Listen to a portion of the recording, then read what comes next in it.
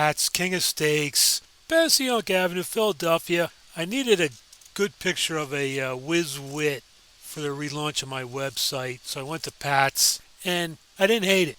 It was better than I remember, but watching the video I took and realizing that I paid $15 for this cheesesteak and I paid $15 for a Verona Pizza cheesesteak, I don't like it anymore.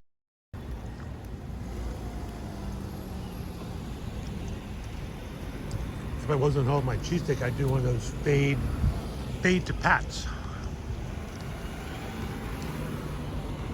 Whiz wit. I scraped all the cheese off my wrapper with my finger. All right, so it's better than I remember. I do like the rolls.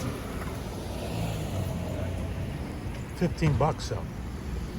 I paid 15 bucks for Verona. Much different cheesesteak than Verona.